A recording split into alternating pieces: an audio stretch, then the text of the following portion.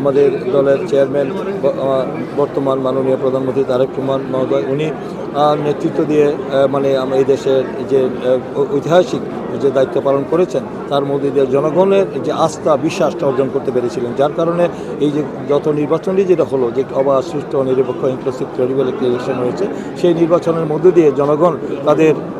রায় দিয়েছে। এবং আমরা আশা করি যে জনগণের রাষ্ট্রের মালিক, ভূখণ্ডের মালিক, এই দেশের মালিক, সংবিধানের সাথে অনুচ্ছেদ রয়েছে। তাই জনগণের যে প্রত্যাশা, যে আকাঙ্ক্ষা, যে এই জবাবদিহিতা এবং দায়বদ্ধ এবং জবাবদিহিতামূলক একটি সরকার যারা চেয়েছিল, যে আইনের শাসন, বিচার বিভাগের স্বাধীনতা, সেইটা অবশ্যই আমি মনে করি যে আমার দলের পক্ষ থেকে, আমার দলের মাননীয় প্রধানমন্ত্রী চেয়ারম্যান তিনিও অতীতেও বেশ কবার আমাদের যে করে ম্যানিফেস্টোতে তিনি স্পষ্ট ভাষায় বলেছেন যে 31 দফা রাষ্ট্র সংস্কার মেরামতের মধ্যে দিয়ে এই রাষ্ট্র পরিচালিত হবে। সেখানে মানুষের ভাগ্য উন্নয়ন এবং করার জন্য মানুষের যে মৌলিক দাবিগুলি সে বাস্তবায়ন করা, সেটাকে মানে সবচেয়ে গুরুত্ব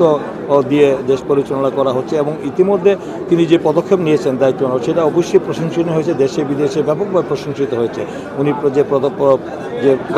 পদক্ষেপগুলো যে নিয়েছেন, সেই পদক্ষেপের মধ্যে সে বলছেন দলীয় প্রভাব নয়, বলেছেন যে দেশ চলবে আইনের শাসনে। এই যে তার মানে তার যে বক্তব্য এবং কথার সাথে তার মিল রেখে তিনি যেভাবে এগুচ্ছেন, এটা আমি মনে করি যে অতীতের যে কোনো সরকারের চাইতে এই সরকার জনগণের যে প্রত্যাশা, আকাঙ্ক্ষা, যার জন্য তারা জীবন দিয়েছে, যারা এই শত শহীদের রক্তের বিনিময়ে আমাদের আজকে যে এই বিজয় অর্জন হয়েছে, সেই বিজয়টাকে আমরা সাস্টেন করতে চাই, মানে এটাকে আমাদের টেকসই করতে চাই এবং মানুষের কাছে জবাবদিহিতাকে আমরা নিশ্চিত করতে চাই।